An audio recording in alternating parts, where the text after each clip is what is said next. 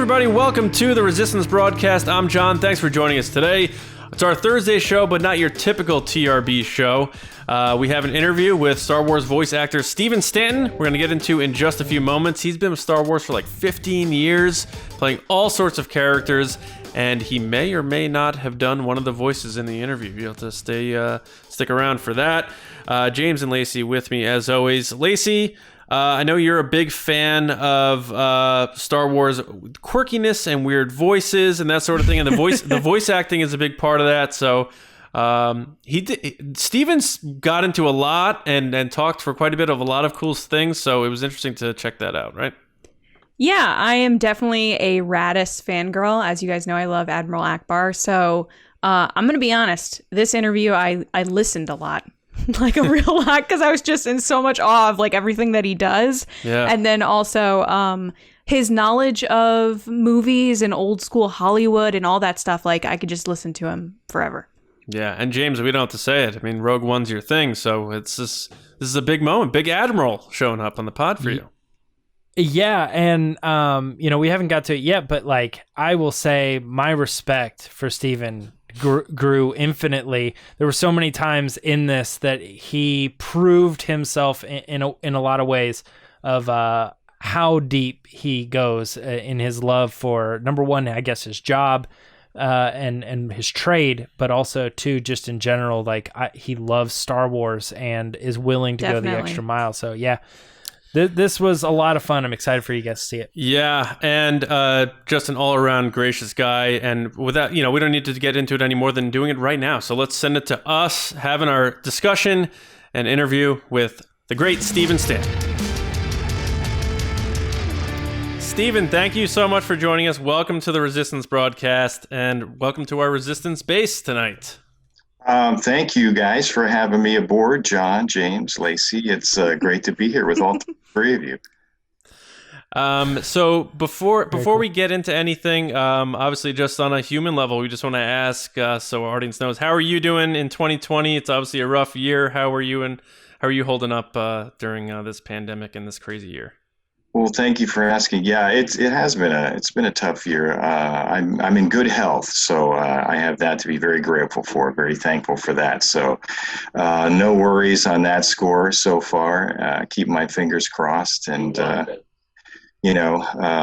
now here in LA, we've got a brand new lockdown. So there's nobody's going anywhere very much at all. And, I'm very fortunate. I have a studio at home. I've had one for many, many years doing voiceovers. So when this lockdown happened, fortunately I was prepared, technically speaking, to continue to work. It wasn't too big of a hurdle for me to get over, to get back to work once people started figuring out how to do that. It was more on the end of studios that had never done remote work before.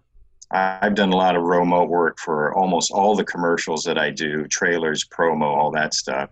Animation, they weren't really used to doing it that way for film and TV, so there was a bit of a learning curve more on the studio side to figure out how to connect with all these, and then of course there are actors that don't have home studios that now have had to build them out of necessity so they could continue to work. And, so like I said, I'm very happy that I had everything kind of in place before this happened, but there was still a lot of things that had to be figured out because I don't know if you guys, before we did everything with ISDN, now there's IPDTL and Source Connect and Connection Open and, there's just tons.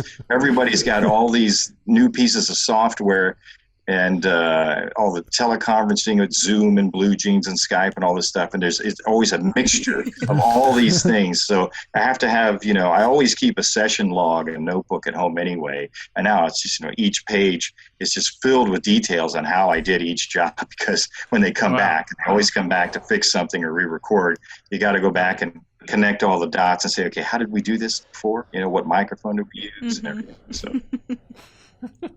Wow. I imagine most of our audience already knows you from your work because our audience are obviously diehard Star Wars fans. There's no need for explaining that aspect of it. But in terms of what you're known for, why don't you tell our audience what they would probably know you for in a galaxy far, far away? Well, it depends on what you're into. If you're into the live action films, you would have heard me as the voice of Admiral Raddus in Rogue One, the first of the standalone Star Wars films. And if you're a gamer, you've probably heard me going back to all the way to the very first Battlefront 2 and Empire at War as ObiWan Kenobi. And actually, I even did Darth Maul in one of those way back when.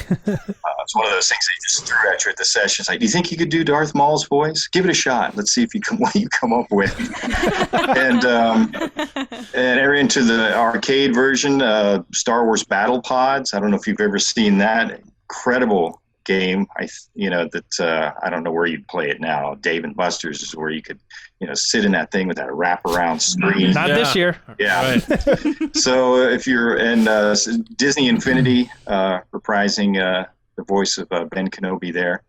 And then if you're into the animation, of course, I go all the way back to the original Clone Wars, starting with season 2, doing the voice of Mas Amedda, and then going on to do Tarkin and Moralo Eval and Meever Gascon. And then once that was over, I did Star Wars Rebels and came back as Tarkin. And then as a new character, the droid AP5, who's like the Bizarro World C-3PO.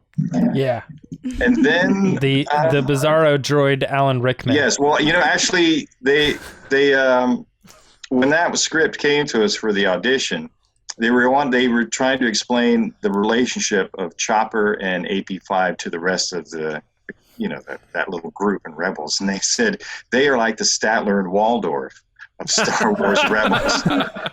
So keep that in mind. And, it's funny. I did a bunch of different takes for them, but the script that I had for that character it had some of the dialogue from the first episode that he appears in, but it was different than what actually appeared in the episode. And the meeting with Chopper was very confrontational. I mean, he was a lot meaner of a droid, if you can believe that, in this audition script. And it just struck me that he sounded like that sort of narcissistic, snooty attitude that Alan Rickman had as Hans Gruber in Die Hard. Oh, man, yeah. So I patterned it after that because it was, like I said, it was very confrontational, where it's like, I wasn't even sure if this was a good guy or a bad guy character, whatever. So that's what I based it on, and that's it. That's ended up being what they chose. And then if we move on to Star Wars Resistance, I played another new character, Griff, who is an ex-TIE fighter now turned ace pilot and racer, and he's a guy with a pretty cool backstory. I was originally told that remember when we were just starting the series, I went to Dave Filoni and I said, I'm not really sure, about this guy and like how I should play him. And he said, just think of him. He said, he's the same age as Han Solo would be in real time. So however old Han Solo is in Star Wars at any given time, that's the age of Griff. So he says you can kind of pattern him that, the sort of age of the character. That's pretty based on who Han Solo is. Yeah. So there you go. That's is there any sort of connection with Is there any sort of connection with Back to the Future, Griff?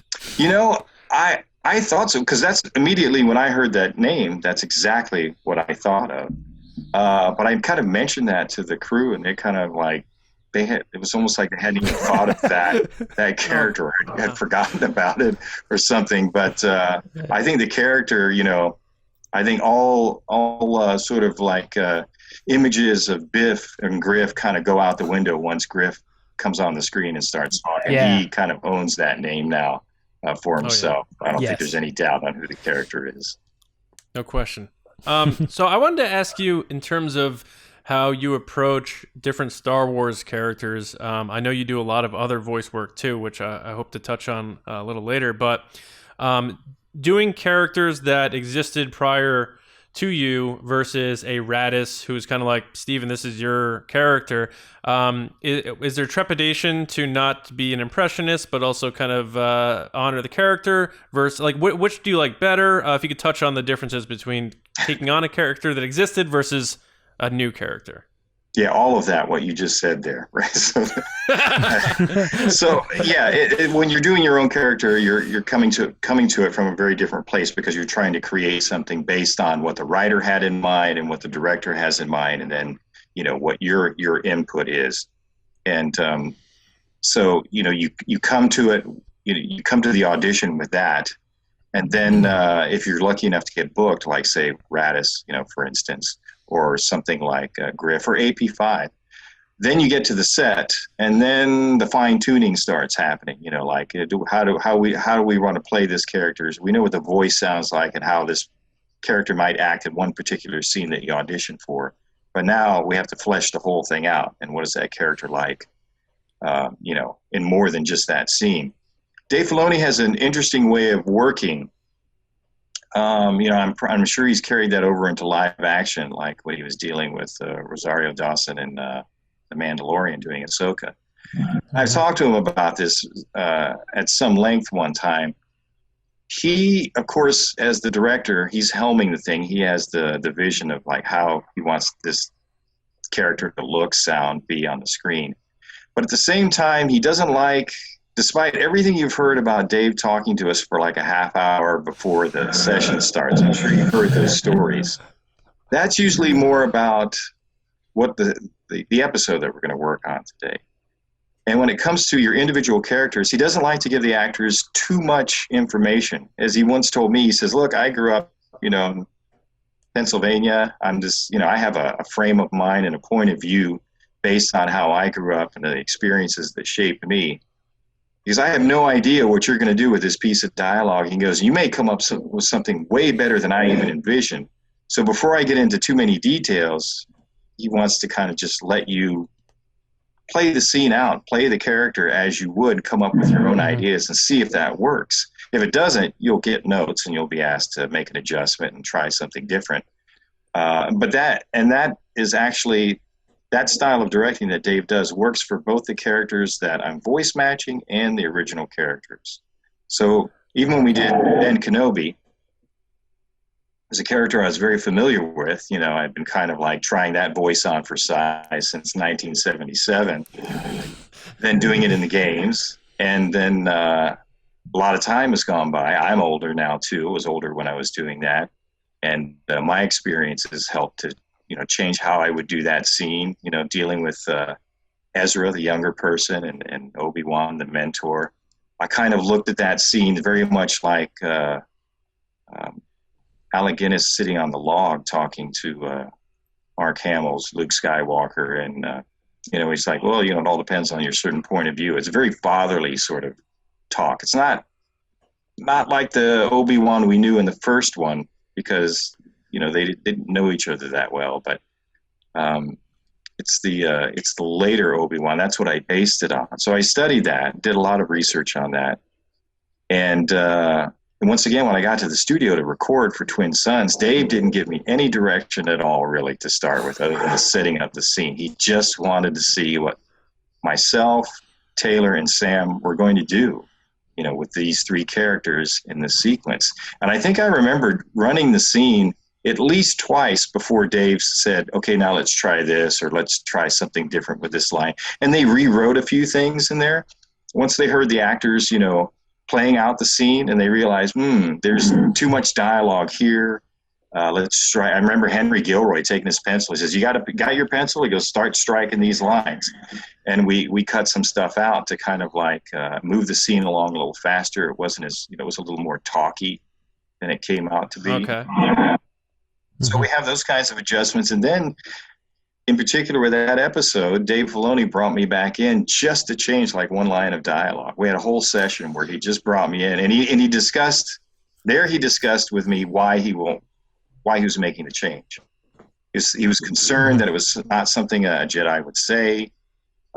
He said he might want to consult with George on this, George Lucas, to see what his input might be. So we recorded this one line of dialogue a few different ways. And in the end, they ended up even omitting some of the dialogue that we thought was going to be in the scene, in the vein of the sort of less is more kind of school of filmmaking, where you don't really have to hit the audience over the head with everything. And then if you want to talk about somebody like Tarkin, I actually have something here I can show you. So Tarkin's a character that I have, been very lucky to, having been a fan of Peter Cushing since I was a kid, and then not knowing he was going to be in Star Wars and finding out when I sat in the theater and all of a sudden he came on screen. It's like, Peter Cushing, a brand new movie. What's going on here? This movie just got like 10 times better. So in the Clone Wars, we got a chance to do the young Captain Tarkin, which nobody had ever seen that. And, we've explored him all the way up to Admiral Tarkin and Grand Moff Tarkin. And I'm always looking for what's going on with that character and all the in-between times since you've seen him, because he ages and he has experiences. And I have things like this. I don't know if you can see it here. This is, are you familiar with Tarkin by James Luceno? Oh, I was going to ask you. Have you read that novel? Look at all the tabs that I have in here. This is one of my research Bibles, because there's so much in this book that pertains to the character. There's stuff about Ahsoka in here. I don't know who's read this book and who hasn't read it. Have you all read it? There's stuff about how he likes his pants. Yes. His boots, actually, and his uniform. But there's all kinds of things. Another one of my characters that I voice is in there, Masameda, I think the Findians, Moralo Evolves people show up in that novel. So there's a lot of tabs that I have on there to remind myself about things that I want to keep in mind when I'm doing these characters, depending on what time period they're done in. Because as you know, and as Dave Filoni just reminded us recently, Star Wars stories are not told linearly. They're not told in a linear fashion. So wherever you are in the timeline, you've got to remember what your character does know or doesn't know. Just like Obi-Wan at the end of Twin Sons, they're scratching. Right there, they think that Luke is the chosen one, or they're hoping he's the chosen one because they think they messed up the last time. So voice match and creating original characters, two different things. Voice match is different from doing just impressions, because you are really trying to get in the head of that actor and try to understand what they might have done with those lines of dialogue if they were still around today. How might they have addressed their character and done those scenes? So there's a lot of pressure to get that right. And I always look to there's the Peter Cushing Appreciation Society in the UK. It was originally founded as the original fan club. I think it might have been, if I got this wrong, I don't know, but his secretary Joyce might have been behind it originally, getting it all together. I apologize if I got that wrong. But I always look to them. If they give me the sign off on the Peter Cushing Tarkin stuff, then I know I'm doing a good job. And they have very fortunately for me embraced the work that I've done in the animated realm as Tarkin. So I'm very grateful to all their positive energy that they put out about the work that I put in the Star Wars franchise. That's great. Yeah, I mean, you absolutely do a great job. It's unbelievable sometimes when you think how long it's been since he passed, and then you're watching an episode and it still feels like they got him to do these lines, Yeah. Well, thank you. And what I love about it is that he's because he is one of my favorite actors, and if George and Dave had not brought him back, in the animated film, I don't know if that many people would really remember him just because he's in that first film. I think if you add up all the screen time dialogue, it's like 8 minutes or something like that. If you add it up, a lot, yeah. Because I had my practice reels where I listen to them over and over and over again, and I use that as a jumping off point. And then depending on the age of Tarkin, I move over to Sherlock Holmes, because that's Sherlock Holmes. Cushing's portrayal of Sherlock Holmes is more of Captain Tarkin, the younger, not a bad guy yet. He's still working with the Jedi, but he just rubs everybody the wrong way. and he thinks he's smarter than everybody else, and he might be. We don't know. But that's, I was going to say, so I look at either the Hound of the Baskervilles or the late 1960s television series that Cushing did as Holmes as the jumping off point for the younger Tarkin as far as attitude and all that goes. That's because I saw I think it was a recent interview with Ewan McGregor, and he's talking about how he needs to try to find an Obi-Wan closer to Alec Guinness now that they're moving the timeline up, and he's only about 10 years away from the Alec Guinness Obi-Wan. But he said when he got the job for the prequels, he was only 25 years old. He went back and watched really old Alec Guinness movies to try to see what he sounded like at that age. So he, and you don't think about it as a fan, like you're just like, oh, he's just, he's going to play a young Obi-Wan and he's going to sound British and that away we go. But doing that research and looking at movies of Alec Guinness, as a 30-year-old or what have you, it was very, it was amazing to me. And now you kind of bringing up how you did the same with Peter Cushing. So it seems like it's kind of a trick of the trade. Do you expect Ewan McGregor to give you a buzz to be like, hey, how do you do an old Alec Guinness? What's the secret in the sauce? I don't expect it. I'm never surprised when something like that happens. I've had actors call me to consult with me on doing characters that I've done. Can't say who any of that is, but that has happened in the past. But I think Ewan is more than capable of finding that voice on his own. I don't think he needs me to do that. The man is quite good at his craft. I will say though that you're right. When I went to look at Peter Cushing's early work, he actually started his film career here in the United States in Hollywood. He came over in the 1930s. He was a huge fan of Hollywood. I think his favorite movie star at the time was Western star Tom Mix, the cowboy star. And he's actually in he's in Laurel and Hardy film, The Chump at Oxford. He plays one of the characters in there. And if you listen to him in his older films, especially his Hollywood films, his voice is so high, if you didn't know it was Peter Cushing, there is no way you would recognize the voice. I guarantee it. And I didn't go that high with the voice. I did do a higher register in the Captain Tarkin stuff, but I didn't go as high as what he was actually sounding like, because I thought no one's going to know who this character is, despite the fact that he actually does sound that way. It was like Mickey Mouse being Tarkin?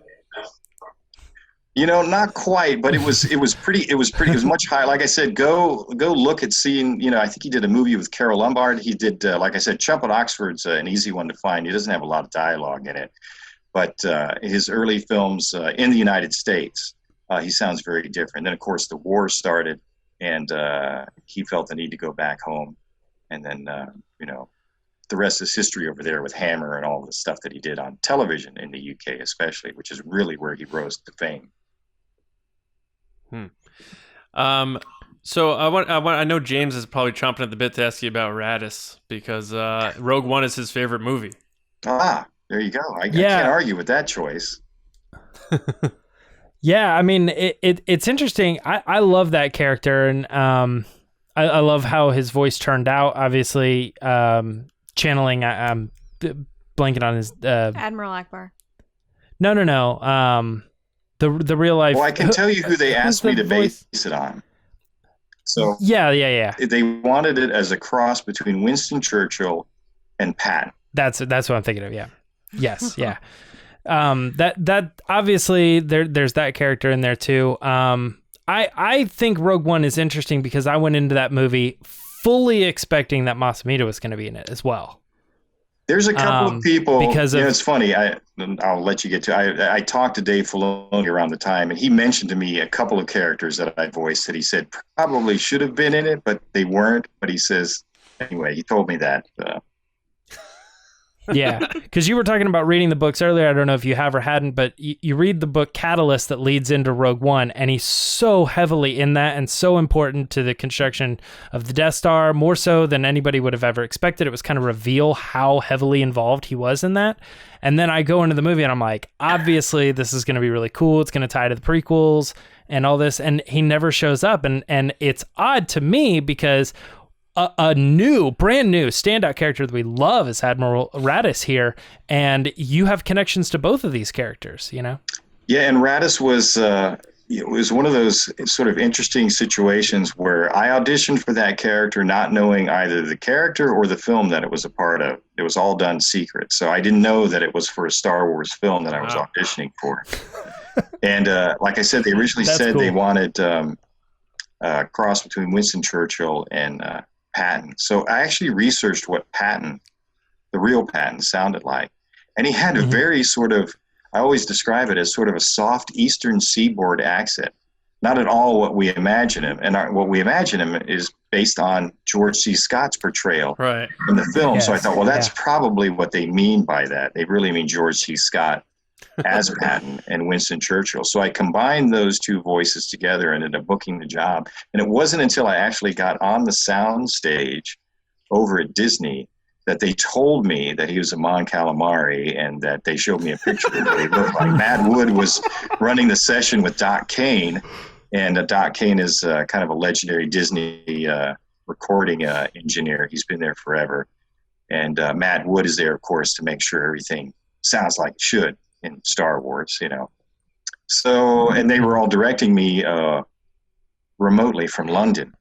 So, you know, all the direction was coming into my headset. I was looking at a screen, but that was the first time I saw him.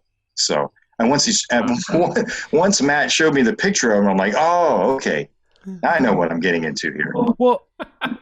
Well, Stephen, this is funny because this isn't the first time this happened to you. I know that this happened when you were working on Meeber Gascon as well. As far as what goes, what he looked like? Yeah. Having no idea that he was supposed to be like a tiny character as opposed to his pronouncing voice. Right. Well, the reason they did that is because they didn't want people to give him a little voice. They wanted him to have a big voice that matched the size of his ego, not the size of his, his physical stature, so to speak. So that's why they said they wanted a very commanding voice, military guy. So I just kind of, did my version of that. And I don't even know when I actually really saw. It's funny with Star Wars. There have been plenty of times where I have gone into a session, even while we're recording it, I still have no idea what the character looks like. Either the artwork or the model isn't finished, or they didn't have it with them that day. Usually it's on somebody's laptop, So there's been plenty of times where you just go in and then you're surprised when you finally see it on the big screen or on television what the character looks like. But that's Star Wars. You never know what you're getting into. What is your interpretation of Meeber Gascon? Like, do you think like he's a legitimate colonel, or do you think like Mace Windu and the other Jedi are just kind of like playing into his, I don't know, personality? Like, you're this great general, or like you're this great person. Well, no, you have to remember why. I believe he's a legitimate colonel. I think I have to, Brent Friedman wrote those episodes. I've never really talked to him about it, but I always thought they based it kind of a little bit on Lawrence of Arabia, T.E. Lawrence, because he was a map maker that kind of got thrust into glory, but he actually he wanted it and was competent. And Meeber Gascon is the rank of colonel, but he was a map maker and an intelligence gatherer. And the reason they chose him was, I think Whack brings it up in the show, because he's the only one that's small enough to fit inside of, I think, BZ, wherever it is, the droid's name that they're going to use to smuggle into the, to grab the little, the MacGuffin for the show, Yeah. And so I think they pretty much made it clear they thought he was competent enough, but his main thing he had going for him was his size, how little he was. That makes sense. Such a weird character. It's funny when I was out in LA and we were sitting right next to each other, and I asked you, I'm like, so what's the deal with the Raddus thing? Do they put an effect on it? Like, what do they do? And you just unloaded Raddus onto me, and it just I was like, I couldn't believe that it was something a human being could create out of their voice. You have to ask me that again, because Zoom while you asked the question, so I only got the very last few words of what you said. Oh, okay. So when I was out in LA, we're sitting next to each other, and I asked you, I'm like, how did they do the Raddus voice in post-production? Because obviously a human being can't just create that voice. And then you unloaded Raddus right on me, right there, and it just like kind of like almost blew me out of my chair. So is that a something where you say like it's just something I can do, or do you learn how to really contort your voice almost in a way that it, to a person like me who thinks he's observant, it sounds like it's run through a distortion or a filter or something like that?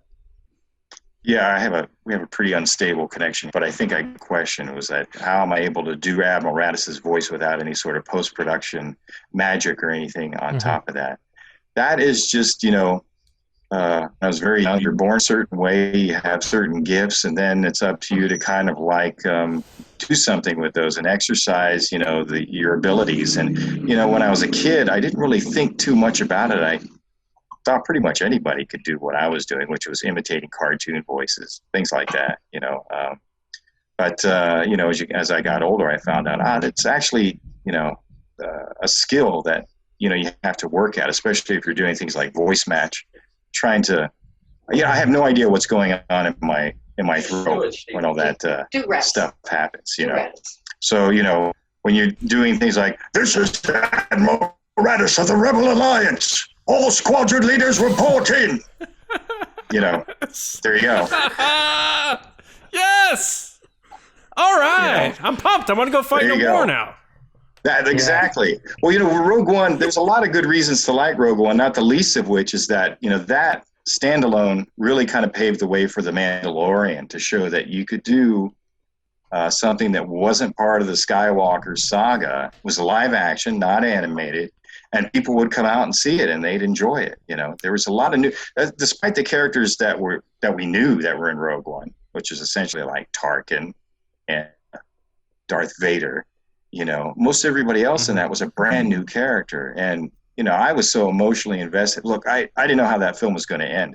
When I was doing my looping, the ADR for Raddus, I had no idea where those battle sequences were happening in the film. They didn't tell me. They weren't going to tell me. Everything was a secret. So I thought, hey, it's Star Wars. That could be the opening of the film. It could be the middle of the film. I had no idea. And then at the end, I see this part of this huge battle and everybody's sacrificing themselves. I'm sitting there, with Kleenex in the theater, dabbing my eyes, I was so emotionally invested in these people. And I thought that's the first time I've ever pulled out the hanky, to dab my eyes during a Star Wars film. It really was moving in a lot of ways. So I'm looking forward to see what they do with like the Cassian series and, yes, anything else that may come up. And that is it's fairly well documented. That's the end of Admiral Raddus. Were you questioning that at the end of the movie? We're like, hold on, did I get away? What's going on? Because he does not die on all screen. My characters so far, I mean, they're either they get arrested or they disappear mysteriously. If there's no body, then I assume that there's a chance. Look, they cut Darth Maul in half, and he was supposedly for sure dead now. Okay, not coming back. And so, if it's Star Wars, I never try to second guess what where my characters might come up again, where they're being resurrected or if it's a prequel or whatever. You just never know. Tarkin was killed off in the first film, and look how much he's lived on since then in the Clone Wars and the Rebels. And it goes to that non-linear storytelling that you were talking about that George Lucas developed. That Dave Filoni had, and we were joking with Taylor Gray about this because he would say, I would ask Dave questions about my character and stuff, and Dave would kind of loop around to the point where he only told him a certain amount and said, all right, now go do this.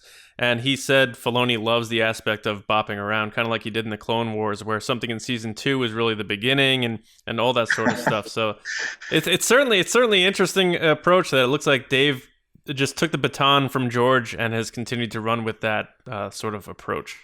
Well, then there's all, they were doing, like you said, they were doing that in the Clone Wars. So you guys probably all watched the last season of the Clone Wars, the most recent last season of the Clone Wars. Yeah. So I worked on one of the arcs, and I played a character called Marg Krim, who was the head of the Pike Syndicate. And I'd actually recorded those years ago, and they were a little different, but it was based on what they called Ahsoka's walkabout. You know, what was she going to be like after she left the Jedi Order? And those 4 scripts, they were penned by Charles Murray, who is he's an incredible writer. He was the executive producer on Luke Cage. He's written for Sons of Anarchy. I mean, his list of live action credits is phenomenal.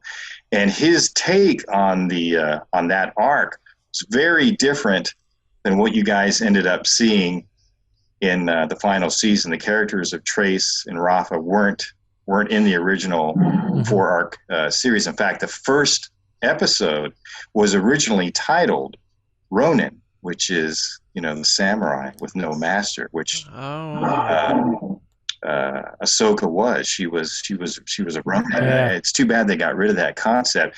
And part of the reason that the episodes that you saw in season 7 look so different from what I recorded is that there's been so much Star Wars canon since we recorded those. We've had Rogue One, we've had Solo, we've had the sequels, that we had something that connected so hard to the original trilogy in that arc. They had to take it out because I don't think there was any way to really make that work anymore now that we know what we know about certain time periods and certain characters and all that stuff. But it was a really unique thing, and it kind of fit into what you were saying about things not being in the right time, or like, oh, I wouldn't think this would have happened back then, but now we know how it connects to the original trilogy, or, you know. So there was some cool stuff in there. It's too bad they had to jettison it and rework it, but I just think so much has changed since those episodes were originally written that it just would have been like, you know, my God, the amount of brain power it would have made, it would have required to untangle all those knots and make it fit in with everything that's been done now in live action wouldn't have worked. But maybe one day Dave will, maybe they'll release those audio tracks or animatics, because the things were completely, you know, they were completely recorded from start to finish. So it'd be nice to see that come out one day. But if they ever do, you guys, your minds are going to explode. Oh, man. I'm excited for that. That's the Clone Wars Super Deluxe box set. Yeah, it'll probably have to be once, you know, everybody's dead and buried and there's nobody alive to talk about it anymore, you know. Your grandkids are going to love it. Yeah. Right. It's like Marty McFly in Back to the Future. You're not ready for that yet, but your kids are going to love it. So I've noticed, like, you're a very old school physical media guy. You every once in a while pop up a tweet or something showing you putting an old contraption together to watch the original version of Star Wars or whatever. I never throw anything away, so there you go. So, because I'm like, we're in this age now where everything's streaming. Like The Mandalorian, I can't go and buy The Mandalorian on like Blu-ray or 4K or anything like that. Right, yeah. So yeah, I'm really hoping that we do. What's your take on the element of streaming these days, and kind of where things are going? Like just today, like Warner Brothers said, you know, we're releasing all of our movies on HBO Max. Like, I'm a theater guy, and I know you are, because didn't you work at Grauman's Chinese Theater? Yes, absolutely, yeah. So do you have fears of the theaters going away? Well, something's going to have to change. I mean, and for a lot of reasons. And it's not any one entity's fault, you know. Back in the day, you know, when I worked at the Chinese theater, you know, or I would never have envisioned wanting to stay home and watch a movie. But that's because television sets were all CRT screens. You didn't have widescreen. You didn't have high definition. Sound was probably mono or stereo, but, you know, you were cutting off most of the picture, and it wasn't very high resolution. So why on earth would you want to settle for that? It's like do you want to look at the Grand Canyon in person, or do you want to look at it through a Viewmaster? I mean, obviously you want to go see the thing in person, right? But, you know, things have changed since then. You know, home theater systems, let's face it, sometimes are better than what you can see at a theater. And in some cases, like here in Los Angeles, we have a lot of the old legacy theaters. The Chinese Theater was built in 1927. A lot of the theaters on Hollywood Boulevard and in Westwood, like the Village and the Bruin, these are all movie theaters from the 1930s. So it's been hard trying to keep them updated. Acoustically, they're not built for it. The Chinese Theater was built to show silent films. When sound came in, they had to remove some of the decorations because the vibrations was making things tinkle and jingle and stuff that was hanging. They couldn't have that in there anymore. So, and they've always battled with the architecture, having the sound bounce around against big stone walls. It's they have a tough time trying to keep these theaters current. And then, of course, you have the deals that the studios make with the exhibitors, which are the movie theaters. The theaters don't get a very big cut of the ticket price. That's why concession prices are so high, because that is really where they're making a lot of their profit to stay open. The $10 box of popcorn and the $6 Coca-Cola, is part of what keeps the doors open. And that's why you'll notice if you go to a lot of theaters, staff is pretty small. When I worked at the Chinese Theater in the 80s, we'd have sometimes 50 people working on one shift. I mean, can you guys imagine going into a theater and seeing 50? You got box office, you got the ushers, the cleanup crew, and all the concession people, and people working the lines. It's 50 people in line. No, so things have changed. I don't know, exactly, how it's going to all kind of play out. I mean, especially with the pandemic, theaters are really hurting right now.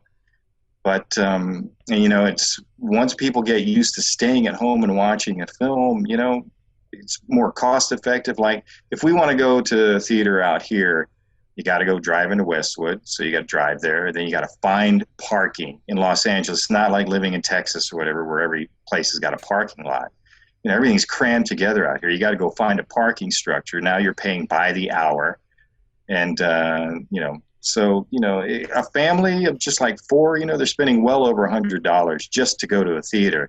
Now you weigh that against, paying a premium price, $30 to watch Mulan at home on Disney Plus. A lot of people are going to opt, whether it's the pandemic or not.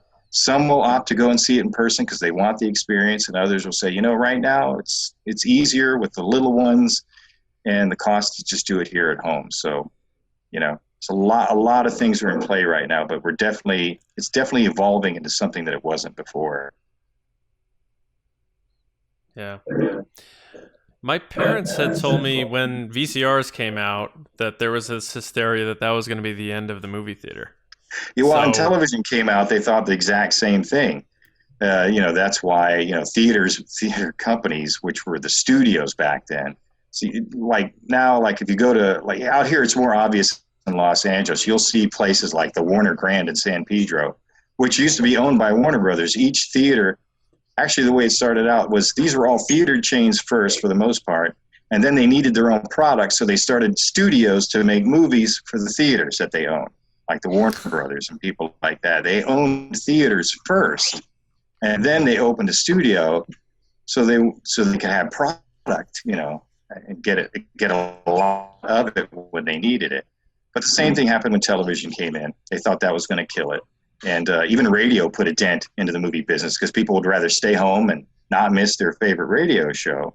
There were some theaters that would stop the movie and play the radio program for a half hour and then start the movie again just so they could keep people in their seats to not go home. So this is a battle that's been going on since, long before we were around, so that's why they came up with things like CinemaScope, all these things to give you something that you could not get at home on television. It's just that right now, like we were saying, it's getting harder and harder to compete with home systems. Yeah. And, we're seeing, they're changing in budgets on how they're making Star Wars now in terms of locations, like with that volume technology that Favreau brought in for The Mandalorian, and they can go to Tunisia in Los Angeles now, in the studio or Manhattan Beach or wherever it is, which, gives you hope for them to widen the net, because, obviously with the parks being closed and all this stuff, obviously they're taking hits. And, us three here, we have huge hopes for them to continue the solo stories, even though that didn't do very well at the box office. We've been pushing that very hard here. So, as a movie historian, you clearly know up and down the last century of the history of movies very well. In terms of the new technology, where do you see that being able to take Star Wars in this new evolving world with that technology they have? Well, I definitely see it as making something like The Mandalorian possible. Part of what they were dealing with before the volume was, and this I believe that's what George was trying to build up in the digital studio he was trying to create up north, was how can you use the technology that you have today to go to these, like I'm not behind me, I'm not on the beach, but I can make it look like I'm there. And I'm just using a laptop, right? So, they've got resources that allow them to go to any part of the world with never setting foot out of the Los Angeles basin, which, that makes it much more cost effective. It's little things that people don't realize, like, you're on location and like, oh, we're losing the light. Well, with the volume, they can have the magic hour, the sun sets, the sun stays in the sky at the exact same position. You can set up the whole day and do as many takes as you want. You're never losing the light. You're still, and the way they've got it, they can change their perspective.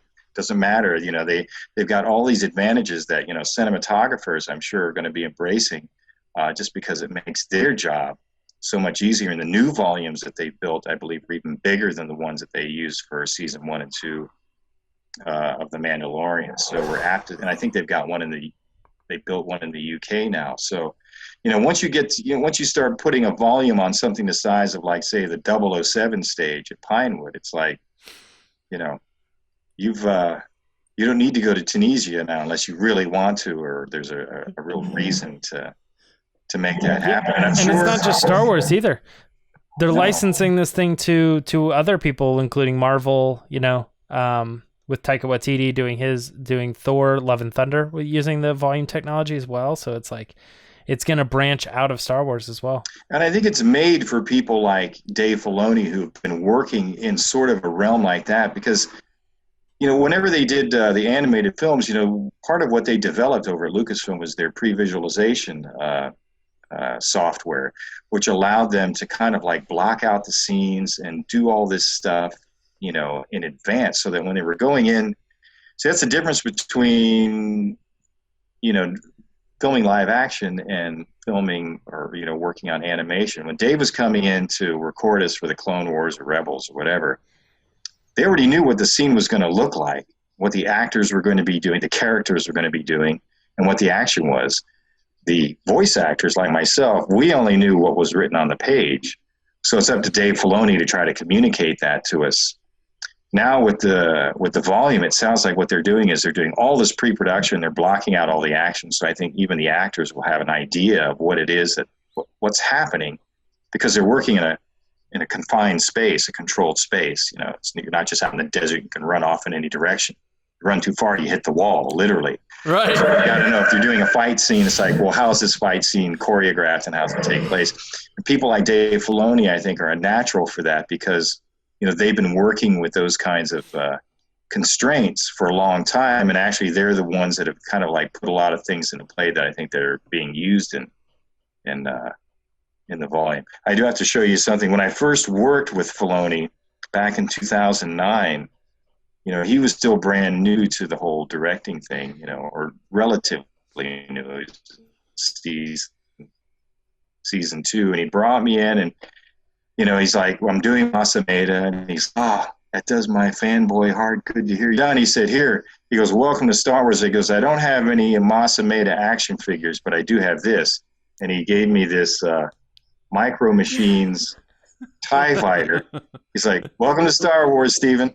And so I've kind of kept that all these years as like a memento of that very first, I had no idea if I was ever going to come back again. Like, wow, cool. I got to do a Star Wars episode, and I got a free Star Wars toy out of the deal too. Little did I realize that here I am like 10, 11 years later now. And Star Wars is still going strong, and I'm happy to still be a part of it. Yeah, absolutely. You've done so many characters. If all of the characters that you've done in Star Wars were in a room and they were in an argument, who wins? Let's see. I don't know. Tarkin's got the Death Star, so he might quiet everybody really quick. So, you know. Then again, Admiral Raddus kind of was in the way of taking down the Death Star. Yeah, he was, but I don't think Raddus carries a sidearm. I know the action figure comes with one, but I don't think he's... I think he's kind of the guy that just get into a fist fight with somebody and just knock him over, you know. You also do voice doubling, which there's a reel on your website of you doing all sorts of actors from Robert Downey Jr. to Christopher Walken and down the line. Is there a movie that you did a popular line in that people had no idea that it was doubled, that stands out in your mind, that you're like, yep, that was me, I did that?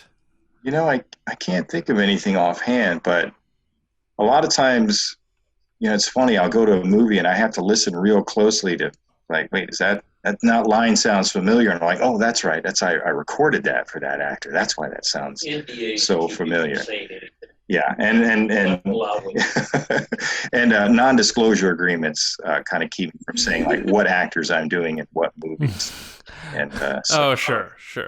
But you've definitely heard me. They're kind of. What were you going to say? Hold on. What was that? Your documentary. Oh yeah, the most obvious one that I can talk about is the documentary Life Itself about the film critic. Roger Ebert, because I was brought in to read the passages from the book Life Itself, because Roger at that point, two things had happened. First, he had passed away, and even if he had been alive, he was no longer able to talk because of his cancer and everything like that, so he would have had no voice. But I was brought in to voice match Roger, and that's probably been like the highlight of my voice matching jobs that I've done up to this point, because it was very personal. I mean, I grew up watching Roger Ebert with Siskel and Ebert, and when we went to Sundance for the premiere of that, I'm talking about being stressed. He had not been gone that many months when that film came out, and here we've got his wife, his family, his close friends, and I'm thinking to myself, God, if this doesn't go over, you know, this is not going to be a good screening. But as it was, 2 thumbs down, Steve. 2 thumbs down. Yeah, the director himself, Steve James, was concerned. Steve James had done Hoop Dreams. I mean, he wasn't a newcomer to the documentary scene. Knew what he was doing, but he also knew he was taking a big chance. People, if they didn't accept this, He didn't give it away. Yeah, and he just not give it away. And people were asking, like, how did Roger, where did you get these recordings of Roger reading from his book? How did it come out? He was letting people know. This was even asked at the Directors Guild screening here in Los Angeles. And these are all people at the top of their game going to screenings at the DGA. And even they wondered how he had done it. And he had to tell people, say, well, that was an actor, Stephen Stanton. He's a voice actor, voice match artist. And, we managed to secure him to do this, and that's the way it came out. But and I even here in Los Angeles, our local entertainment guru, George Pinocchio, he knew Roger well, and he said he was fooled by it when he did the review of the thing. So got good kudos. And the papers in Chicago gave it good reviews too. So there you go. That was, that's the ones that's just like with Tarkin in the UK. If the hometown doesn't go for it, you're sunk. But fortunately, you don't want to go to a deep dish pizza place in Chicago and be like, Stanton, you really tanked that whole Ebert thing. No, you don't want that. But no, I'm very, very, very proud of the way that came out. Very happy to be involved with it, and it was great to be able to kind of like honor Roger all the as a kid, growing up where I did in Tampa, Florida, it's no movies being made there, and that show used to give us love listening to those two guys talk about film. It was just wonderful to listen to. It was great education before coming out here. Oh, without a doubt. So I know we don't have too much more time. So Lacey always refers to Obi-Wan Kenobi as the greatest of all time in terms of Jedi, the GOAT. Mm-hmm. So you're talking about, paying tribute to these people who were sort of people you looked up to. Obviously, Alec Guinness, I'm sure, is on that list, being that you saw him in the original Star Wars. Is it, carrying on his legacy, because he passed in '99? So you paying tribute to him in 2018 or 2017, whenever that was, especially that Twin Sons episode, where you just absolutely nailed his essence and just completely captured his voice in every way possible. What does that mean to you? Did you feel a responsibility to almost introduce kids to Alec Guinness through your vehicle being your voice? Like, where's the responsibility, do you feel, in terms of bringing that out into a new generation? Well, for me, the responsibility is trying to get it as close as to what Alec Guinness brought to the original films, and not try to deviate from that. I'm not trying to, to make this my own or try to put a new spin on it or anything like that. What I'm trying to do is take what he did and just, put new words to it. There were new dialogue, new situations, but being true to the character that he created. He created that character to walk a specific way, talk a specific way, react to situations, in a very specific way. And I used all three of those films, when I was studying for that particular role. And, once I got the script and was able to see, what they were doing, like I said before, talking to Ezra around the campfire, I thought, okay, this is more kind of like, Return of the Jedi kind of thing, Force Ghost, Obi-Wan, that kind of a feel I wanted to it. The only way we could have made that better is if the technology had been advanced enough where we could have acted the scene out and just had mobile microphones, because then we could have blocked the scene out. And your physicality sometimes, what you're doing physically sometimes dictates how your voice is going to come out. He's an older man, he's getting up, from the fire, that kind of thing. Little added touches, you can things like that you don't get because you don't know what the action is. I'll give you a good, for instance, everyone loves the scene where he goes and has the fight with Maul, and he goes through the three different positions, right? He goes through the younger Kenobi position and the older Ben, and then the Qui-Gon pose, right? That's not in the script. It's not in the script. The only thing it says in the script is what I don't know what the term is. He fires up his lightsaber at last, and then they go through the motions of the fight. It's described in a paragraph. Nowhere does it say that he does those three poses. So as an actor, I had no idea that was going to happen. I saw it when I saw the final product, but when voiceover gets to the point where they can do that kind of thing, where you're acting it out. I have done it once before for a StarCraft project. You guys familiar with the game, the StarCraft? Mm-hmm. This was a few years back. Yeah. We actually did it in the same studio that we did all the Clone Wars recording in. It's a big studio. You can easily fit a dozen people in there. They rented the whole studio out for me and one other person. And we got the script in advance. We rehearsed it. We brought it to the session. We did the table read there, which is something we never get in television animation. Primetime, yeah, you're doing King of the Hill or Family Guy, you might get a table read or a rehearsal. When you're doing the Clone Wars, no. We're lucky sometimes if we get the script on the day of the recording. That has happened. So, with StarCraft, we're in there rehearsing the table read, and then they had the entire room was mic'd. There were mics all over the room, and we just acted out the scene. We just played it as if there were cameras on us, and they just recorded what we did. And it's a unique, unique. You can still find it on YouTube. I think I actually have a video of it on my YouTube page under the trailers, games and trailers section. It's wonderfully done, wonderfully animated, but it was unique in the fact that as voice actors, we got to play the scene just as if the cameras were rolling. Wow. I have one last question in terms of that Kenobi scene with Maul. We see video of Sam Witwer, and he's a very violent voice actor, and he really gets into it. Did you record that with him side by side? And what was it an emotional recording, because it's a very heavy moment for those two characters that have had such a legacy? And how'd you guys tackle that and bring that out to life? Yeah, if you remember that episode, the main characters appear in sort of bookend scenes at the beginning and at the end of that particular Rebels episode. They filmed the main cast, they recorded the main cast first, and then they let everybody go. And then the only three people left in the room were myself, Taylor, and Sam. And that's actually the way we stood. I was on the right. I was on the left.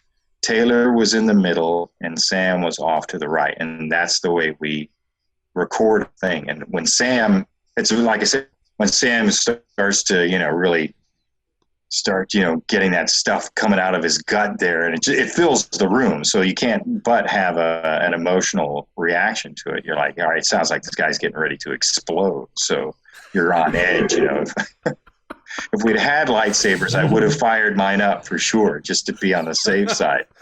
He doesn't know what he was going to do. Sam's, he's a wonderful actor. I mean, you've got to be sharp on your A game when you're working with him, because you've got to, like, a lot of people think because, we're voice acting and we have the scripts in front of us that we're just reading it off the page. But you really have to listen, just like in any other form of acting. You have to listen to what the other person or the other people in the room are saying and how they're saying it. And that will dictate how you respond back to them. That's why we do multiple takes. If we were just reading off the page, you just read it through once and go on to the next thing. But, we try different things. And after a while, even with voice actors, the dialogue so well that you start looking at each other. I always used to like Tarkin. It's like always like giving Ashley Eckstein, the Tarkin shooting lightning bolts at her across the room, because Corey Burton and I would always position ourselves on the opposite end of the room. So the good guys were over here and the bad guys were over here. So we had to look across the room at them, so we could address them, with our villainousness. That is amazing. I know we're pretty much out of time, and we don't want to cook your voice on you here, but what I saw, at least from IMDb, is you're going to be in the upcoming series Monsters at Work. Is that accurate? And you're taking over from Dan Gerson, who had passed away. Again, you're carrying on someone else's legacy, and you went into kind of how that went about, but can you tell us just briefly your thoughts on going into that franchise and doing the work that's coming up for that? Yeah, it's a wonderful series. It's Monsters at Work. It's based on, of course, it's a sequel to Monsters Incorporated. It's kind of like taking place, what happens now that they're, using laughter instead of screams, to power the place. And as you mentioned, I'm doing the characters. I'm actually doing 3 characters in there. Smitty and Needleman, which are the two kind of like, two teenagers. They both sound exactly alike, and they're both just complete morons. And we get to explore that more in detail in this. And I also do the Sanderson character, the guy that the sock is on his back and it gets ripped off, the fur and all that stuff. But more of what I'm doing is around Smitty and Needleman. They're great. It's great series. All the main leads are back. Billy Crystal, John Goodman, and I've seen some of the finished footage on it. It looks just as good as the movie, if not better. They're just putting everything into this. It looks beautiful. I can't wait. I don't know when it's going to come out. Sometime next year. From what I've heard, I don't know a specific date yet, but I think everybody's going to like it. It's good stuff, and directors and the writers on the show are just phenomenal. Some of the funniest people that I've had the pleasure of working with. And I just also want to mention, you mentioned IMDb. This actually came out a while back, but if you guys are fans of Scooby-Doo, I did an episode with Mark Hamill of Scooby-Doo Guess Who. Have any of you guys seen that? Or you if you're subscribed to, who's seen it? John seen it? James has seen it.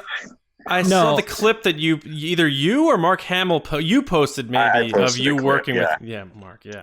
And it's great because I don't know, you weren't around, but back in the 70s they used to have, I think it was called the New Scooby-Doo movies, and they were longer episodes of Scooby-Doo that would have some celebrity that would come on in animated form. So this is just a redo of that concept.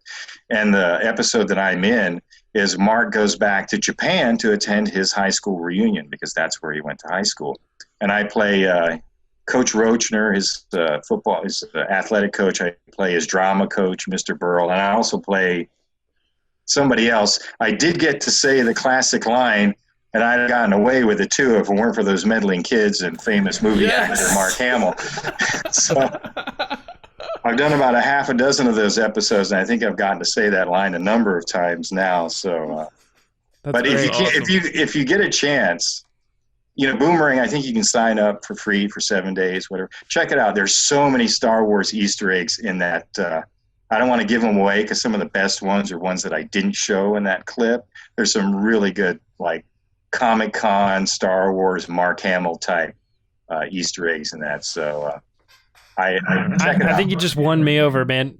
My son just got into Scooby-Doo, like loves Scooby-Doo. So this is going to have to happen for us. Yeah. Boomerang's got them all. So, from the originals all the way up to, Scooby-Doo on Zombie Island, whatever. And it was great working with that cast. Frank Welker's been doing Scooby-Doo since, I don't know, 1969, so it's great to work with somebody who's been on the show since its inception.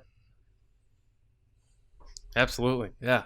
Well, we don't want to, keep you. So, any last words for Steven before he hops back to that beach back there? I have a question if you want to answer it. Absolutely. That's why I'm here. So you've done Creatures, which I'm a huge Raddus fangirl myself. I love Admiral Akbar. I love Raddus. If you could do any character, like if they came to you from Lucasfilm and they said, you know what, pick a character, you can do the voice for it. Would you pick someone brand new that you can make your own, or would you pick someone that you know and you love? That's a tough one. I mean, I love doing the brand new characters to be able to kind of like create something new, and hopefully it becomes something that people latch on to and kind of, hey, yeah, that was cool. I like that character, But then again, I've always wanted, if they were to ever said, oh, we need to have somebody do Lobot and give him a voice, I'd say, yep, I'm there. I'm ready to do Lobot on day one. In costume, right? Yeah, absolutely. Well, I did a whole photo shoot where I dressed up as Lobot. This was months ago, last year now. It was up on Instagram and Twitter. We put up some of the pictures, and I just had a blast. Yeah, absolutely. So yeah, it's tough to pick. If you ever get that choice, boy, I don't even want to think about that day coming. Having to choose between one or the other. Absolutely. So there you go. Any other questions, or are you good? No, I don't want to keep you any longer. I just love listening to you. I hope it didn't. Yeah. You saw how much I enjoyed it. I was just smiling the whole time. Okay, I'm just making sure. How are they doing? And how are you guys doing on Make Solo 2 happen? And well, we have. They haven't made it yet. Yeah, they haven't made it yet. Not yet, but. I can see that coming to Disney Plus. Couldn't you guys see that coming to Disney Plus? As either a made-for Disney Plus movie or even a miniseries, right?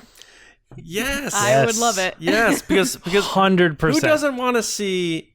I'm glad you brought this up, Stephen, because I didn't want to put you in a tough spot to talk about. So thank you for giving me the opening. Not putting me in a tough spot. I love Solo. Okay, I love that film. I have a copy of it. They end Solo with them flying off to go to Jabba's palace. Who does not want to see Alden and Jonas walking down and seeing a puppet Jabba? Lacey talks about it all the time, about the puppet Jabba. I do. And seeing them going to work with Boba Fett there, Salacious Crumb, the whole thing. You can do the Maul and Kira stuff. Like, it's just right there on a platter. I feel like the budget would be good for it. So, I mean, we're pushing hard for it. They already brought the Salacious Crumb puppet back in The Mandalorian, right? You guys saw that. Right. So, we're already got that. That's taken care of. We can just cross that off the list. That's done. Cross that off the budget. You got the puppeteer. He's still around. We actually had to do those, what are they called? Kowakian... what's the proper terminology? Kowakian monkey Monkey, lizards, and you're not allowed to take them into the cantina. Yeah, at I had to Galaxy's do a Edge. bunch of noises for them on one of the episodes of Resistance, when they were getting out of a cake or something like that. Like those steroid ones? No, it wasn't. I don't know, but it could be because there was a day where they just said at the end of one of the episodes, me and one other person stayed, and they said, we need to have some Kowakian sounds. And I was thinking, the guy that originally did that, he's still around. You probably bring him in. He's probably got that down pat. But yeah, so yeah, I'd love to see Solo come back. It's definitely, that movie was I think just had an unfortunate set of circumstances surrounding it.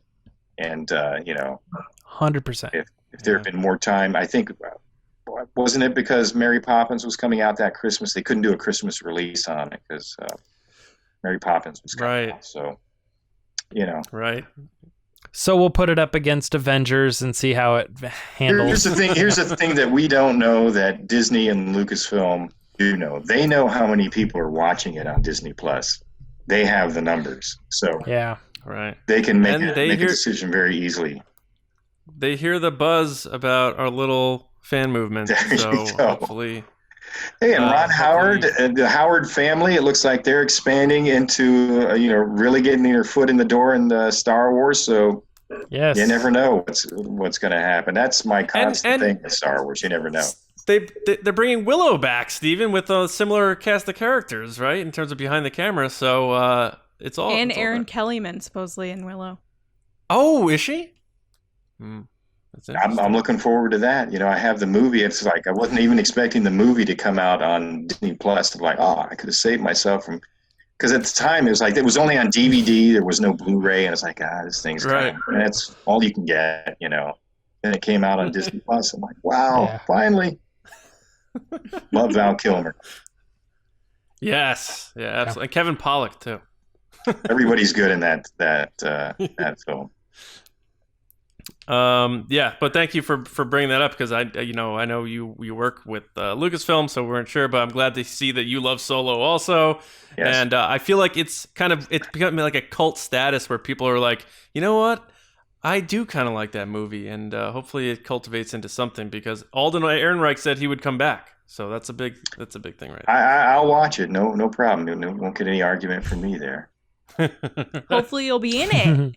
You never know. Yeah. There was a lot of people that thought that I think there was a droid that got busted up who looked a little bit like AP5 in the beginning, and a lot of people were asking me about if that was AP5. And I'm like, no, that's not AP5. I think Dave told me that AP5 probably would have shown up. If it was going to show up anywhere, it would have been in Rogue One, believe it or not. That's where he was saying. At least that timeline, a lot of the characters that you have played still have a pulse. So there you go. Is that or they're Morale is in jail, Meber Gascon, there's a lot of theories about where he ended up. Dave Filoni has said, the scene on the Death Star where they're in the conference room, he says, that one chair that's facing the camera, it looks like nobody's sitting in it. The rebel spy dressed as an Imperial, Meber Gascon sitting in that chair. That's what he suggested to me.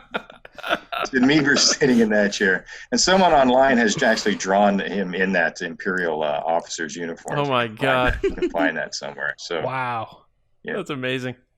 Hey, before I go here, I do want to just mention something in passing to any of your listeners. One of the things that I have on my YouTube channel is an audiobook of Treasure Island that I did a while back, and was being used by a lot of students. Especially for AP English, which is getting younger and younger each year. And kids, I'm always surprised at the grade that they're in where they're having AP English. And during the lockdown, it actually exploded. We were getting emails from teachers and students all across the country who were utilizing this in their class, using it for their homework. Wow. So I just wanted to mention to anybody that's got. Yeah, it's for free. I know YouTube is putting commercials on everything, but I don't make any money off of this thing at all. I put it up there originally for free, but so kids are using it, and if you've got kids and they have AP English, or if they're having, it's a tough book to get through. The all the old English and the seafaring vernacular in there. It's tough to sort of comprehend. So we always suggest that the kids read the book and listen to the audiobook while they're reading it. And I play all the characters in it. There's 34 chapters. It's complete. And so everyone from Long John Silver, to Captain Smollett and everybody else, and Jim Hawkins, I play them all. So even if it's just something you just want to listen to, it's good for that. It's fun for that too. But we're we always recommend it to kids that are using that in school. And you might hear a familiar Star Wars voice or two in all the many characters in that thing. A lot of pirates, a lot of English, British folk characters in there. So keep your ears peeled while you're listening to it. So Nice. You're saying Peter Cushing is a pirate, is what you're saying? I'm not saying anything. I'm saying it's possible, right? Oh man, this is great, Stephen. We just want to thank you for taking the time to join us. We know how busy you are, and we're glad to hear that you're doing well with work, because 2020 has been crazy for a lot of people. So glad to hear that you've been able to still be doing what you do, because you're one of the best at it. But thank you so much for spending an hour with us and talking Star Wars and the history of the franchise, among other things, in Americana. But thank you so much for everything. Well, no, thank you guys. It was a pleasure finally being on here and getting to meet everybody involved with the show, not just you, John. It was great meeting you, Lacey, and James. So I'm sure we'll talk again sometime in the future. I hope so. Thank you. Awesome. All right. See you guys later. So there it is. We hope you enjoyed that interview with Stephen Stanton. We probably could have gone a lot longer. He has a wealth of information, not just Star Wars, but the history of Americana, the film industry. His first job was working at the Grauman's Chinese Theater. Just incredible where he took his journey from that point, working in effects, and then realizing he can do voices, and now he's in Star Wars movies and stuff. I don't have much else I can say about it. The proof was right there in the pudding. Lacey, he got into a lot, so it was very interesting. It was almost like a class. I felt like it was a class and learning really what it's like in that industry. Yeah, I didn't want to interrupt him because he just was so good at what he does. Yeah, right. It's like you feel like if you stop him, you'll lose something along the way, because he just would tell you these stories that you're just so engrossed in and just want to hear every single detail there is, and that he has so many experiences to share that he was awesome. So thank you, Stephen, for talking with us. Yeah. And you loved his background. Your background is amazing. Really just top notch. It landed so well towards the end there with him talking about going back, and we're like, oh, on Scarif, and there he is. He's on Scarif, and yeah, it was James, really good. Man, you nerded out quite a bit, especially when he finally broke out the voice.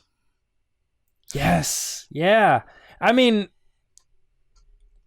look. Like, I've always had this interest in voice acting and the stuff that these guys are doing, just because you watch these videos of famous characters that you recognize, and then you watch an interview and they just fly through them and stuff. But I don't know. Steven's been such a friend of the podcast for so long. Yes. Just every time he comes around in any way, even behind the scenes, when we're privately talking to him about, this or that, just an absolute treasure for Lucasfilm and Star Wars and anybody who works with him. Such a great person. Yes. And I'm really glad to have him kind of in that, in our resistance base grouping of people that we can call friends, And in that industry, there can be a lot of people who are jaded and that sort of thing. I mean, talk about such a down-to-earth and nice person. Just really? Star Wars aside, just such a great guy, and his whole team, just amazing people. And how about him vouching and bringing it up that he's a Make Solo 2 Happen supporter? Yes. So he said, I would love more Solo. Yes. So we can add Admiral Raddus, Ben Kenobi, Tarkin, Meeber Gascon, all to the list of supporters of Make Solo 2 happen. I thought that interview was wrapping, and he's like, guys, we didn't get to Make Solo 2 happen. Because I didn't want to bring it up because he's on the payroll. You don't want to put the guy in the Yes. spot. Like, what's going on with your company? How come they're not doing this? And he's like, no. What's going? How's it going with the Make Solo 2 happen thing? And you go, well, they haven't made it yet. So Yeah.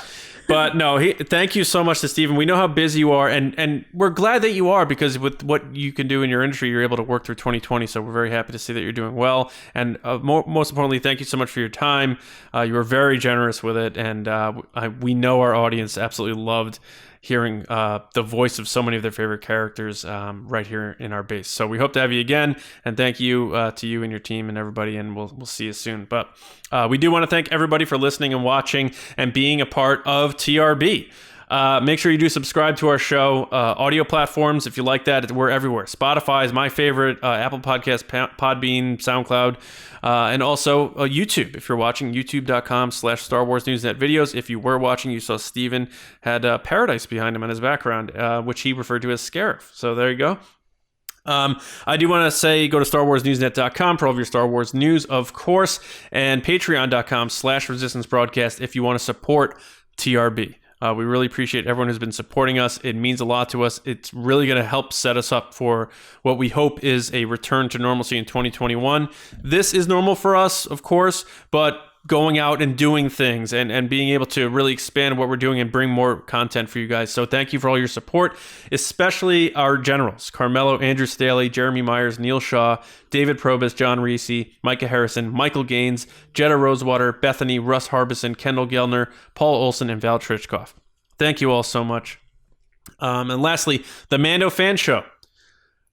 Tomorrow night, yes, with our guest writer-director Stephen Ford to talk about the final chapter in season 2. What are we in for? What is? I love happen? Steven, so I can't wait.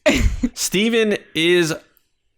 We had an amazing episode with him earlier this year, so I'm really excited to talk Mandalorian with him and him be live with us and really get in the mix. So we hope you join us 8:30 East live on the YouTube channel. And of course, if you can't make it, you're gonna be one of those people. It'll be on the podcast app for you later. So that's pretty much it. You can find me on Twitter at Johnny Hoey if you want. Otherwise, of course, at Star Wars News and around here. Lacey, where can people find you? If you want. Sometimes I like to push back and be on the outer rim. I don't know. Maybe if you want to. If you want to hang out, slide into my DMs. My DMs are actually closed, so you're not doing that. All right. You can find me on Twitter and Instagram at Lacey Gilleran. Still looking for the Rebels drawstring backpack, so if you want to shoot it my way. Yeah. Yeah, that's a good point. It's been a week. Still looking. Still looking? Yeah, we found Ezra, so now we have to find his backpack. Right. James? Taking a cue from John, please consider following me on Instagram and Twitter at Myra Trunks. Yeah, if you want. If you want. Yeah. If you feel so inclined. Right. So that's it for us. We will be back on Monday morning. So we hope you have a wonderful weekend. We hope you enjoy The Mandalorian. And we'll, of course, see you on the Mando Fan Show tomorrow night. But until next time from TRB, we'll see you around, kids.